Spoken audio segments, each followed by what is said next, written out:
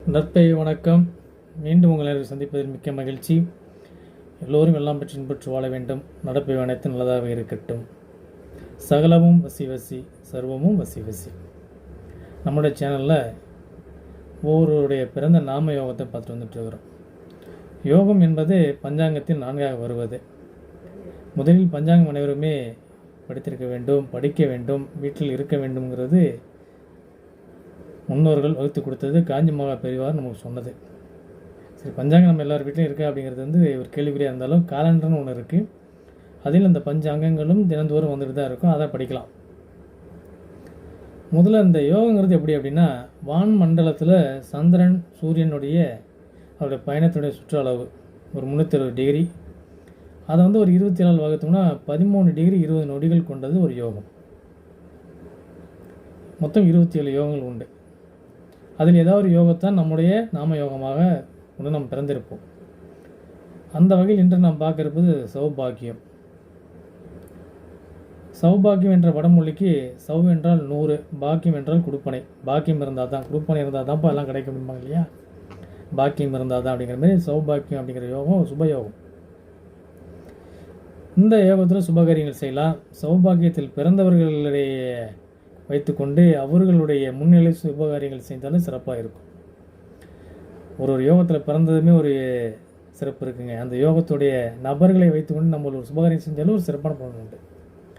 அதேமாதிரி சுப யோகம் ஆனால் சௌபாக்கிய யோகத்தில் பிறந்தவர்களை வைத்துக்கொண்டு நீங்கள் சுபகாரியங்கள், வீடு மனை வாங்குவது, கட்டுவது, சுபகாரியங்கள்னால் எப்படி தான் ஒரு வீடு புண்ணியச்சனை பண்ணுறது, இல்லாட்டி ஒரு இடத்த போய் வாங்கப்போ அவங்க வச்சு கூட வச்சுக்கிறது, திருமண நிகழ்ச்சியாக இருக்கட்டும், மற்ற ஏனைய சுப நிகழ்ச்சிகள் எதுவாக இருந்தாலுமே சௌபாக்கிய யோகத்தில் பிறந்தவர்கள் வைத்துக்கொண்டு செய்தால் சிறப்பு.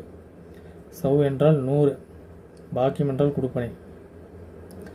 100% நல்ல ஒரு கொடுப்பனை பெற்றவர்கள் சௌபாக்கிய நட்சத்திர யோகத்தில் பிறந்தவர்கள்.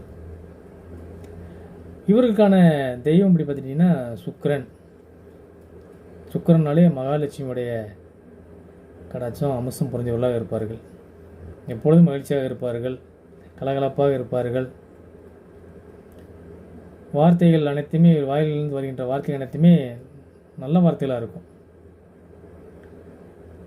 சரி, இதெல்லாம் எப்படி நாங்கள் தெரிஞ்சுக்கிறது அப்படின்னா, உங்களுடைய ஜாதகத்தில் முதல் பக்கம் எடுத்துக்கிட்டிங்கன்னா உங்களோட பேர், அம்மா அப்பா பேர், ஊரெல்லாம் வருது இல்லைங்களா? அடுத்தது என்ன ராசி, நட்சத்திரம், லக்னம், திதி, யோகம், கரணம் அப்படிங்கிறது முதல் பக்கத்திலேயே லைனாக இருக்கும். ஜாதக நோட்டு எடுத்திங்கன்னா அதுமாரி கம்ப்யூட்டரை ஒரு பிரிண்ட் போட்டு வச்சுருந்தாலுமே எல்லாமே அதில் வரும். யோனி என்ன, யோகி யார், அவயோகி யார், நம்மளுடைய விருட்சம் என்ன, நம்ம வளர்பிறையில் பிறந்திருக்கிறோமா, தேய்பிறையில் பிறந்திருக்கிறோமா, திதி என்ன, திதிக்குரிய தெய்வம் என்னங்கிறது எல்லாமே நம்முடைய ஜாதகத்திலே இருக்குங்க. நம்ம எல்லாம் தேடி எங்கேயும் போக வேண்டியதில்லை. இதை நட்பு சரவணன் போன்றவர்களை கண்டுபிடிச்சாலும் சொல்ல வேண்டியது கிடையாது. ஆனால் இந்த யோகத்தில் பிறந்தவர்களுடைய குணாதிசயங்கள் எப்படி இருக்கும்? பிறருக்கு உதவ வேண்டும், எல்லோருமே எல்லாம் பெற்று இன்புற்று வாழ வேண்டும். நாம் சொல்வது போல மகிழ்ச்சியாக இருக்கணும், சுபகாரியங்கள் எல்லா வீட்டிலும் நல்லா நடக்கணும் அப்படின்னு இவங்களுடைய எண்ணங்கள் இருக்கும். இவர் சுக்கிரன் வழிபாடு, சுக்கிரனுக்குரிய வேறத்தன்மைகள் என்னென்ன வருதோ அத்தனையுமே இவங்க ஃபாலோ பண்ணலாம். இந்த யோகத்தில் நாம யோகமாக கொண்டவர்கள். இது எப்படி தெரிஞ்சுக்கிறதுங்கன்னா, அப்படியே காலண்டர் நீங்கள் போய் பார்த்தீங்கன்னாலும் அதில் கிழமை, நட்சத்திரம், திதி, யோகம், கரணம் எல்லாமே இருக்கும். நீங்கள் காலண்டரை பார்த்து தெரிஞ்சுக்கலாங்க, எங்கேயும் போக வேண்டியதில்லை. டெய்லி நம்ம தான் வீட்டில் இருக்க டெய்லி ஷீட்டு கிளிக்கிறோம், அதில் இருக்க ராசி பலன் பார்த்துட்டு சுற்றி போட்டுடுறோம். இப்போ என்ன ஏதாவது கவர்மெண்ட் லீவ் இருக்கா, இல்லை முக்கியமானது எதாவது இருக்கான்னு பார்ப்பாங்க. ஆனால் இதில் அனைத்துமே அதில் தான் இருக்குது. நீங்கள் இனி வேறு காலங்களில் அதை பாருங்கள். யார் ஒருவர்கள் பஞ்சாங்கத்தை தினந்தோறும் படிக்கிறார்களோ அங்கே அவங்க வீட்டில் பஞ்சங்கிறது இருக்காது. பஞ்சபூதங்களுடைய ஆசீர்வாதங்களும் கிடைக்கும்.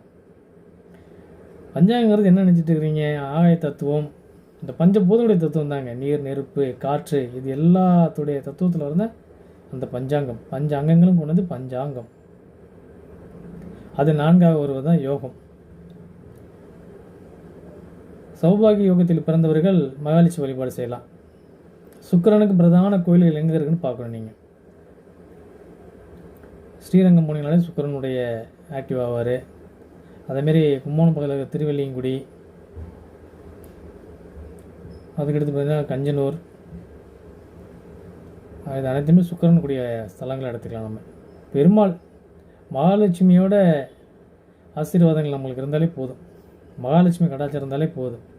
இப்போ இவர்கள் வந்து பார்த்திங்கன்னா இனிப்பு விரும்பி சாப்பிடுவாங்க, ஸ்வீட்ஸ் ரொம்ப சாப்பிடுவாங்க, அடிக்கடி அவங்க வீட்டிலலாம் ஸ்வீட் செய்வாங்க. சௌபாக்கியம் யோகத்தில் பிறந்தவர்கள் இருந்தாங்கன்னா அவங்க வீட்டில் அடிக்கடி ஸ்வீட் செஞ்சிட்ருப்பாங்க.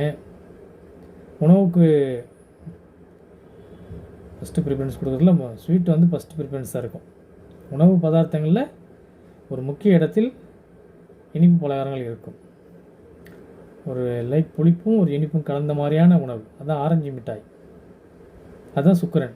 முழு இனிப்பு குரு, ஒரு லைட் புளிப்பும் இனிப்பும் கலந்தது சுக்கிரன். அதை விரும்பி சாப்பிடுவாங்க இவங்க.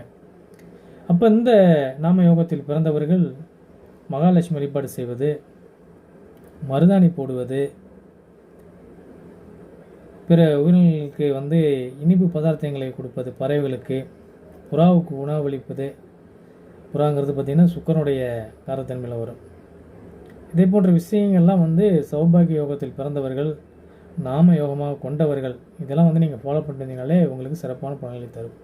பிறரை வாழ்த்துவது, சௌபாகியவதியாக இருப்பா, சௌபாகியங்களை பெற்று சிறப்போட வாழுங்க அப்படின்னா, ஏற்கனவே சொல்லிட்டோம் இல்லையா, சௌ என்றால் 100, பாக்கியம் என்றால் கொடுப்பனை.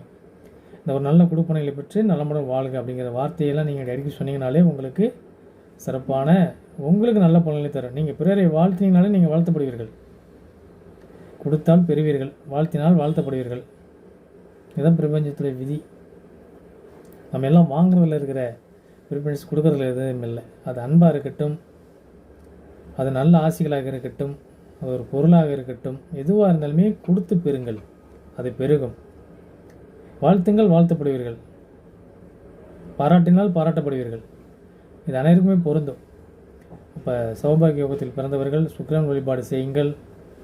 புறாக்களுக்கு இனிப்பு பதார்த்தங்கள் வைக்கிறது,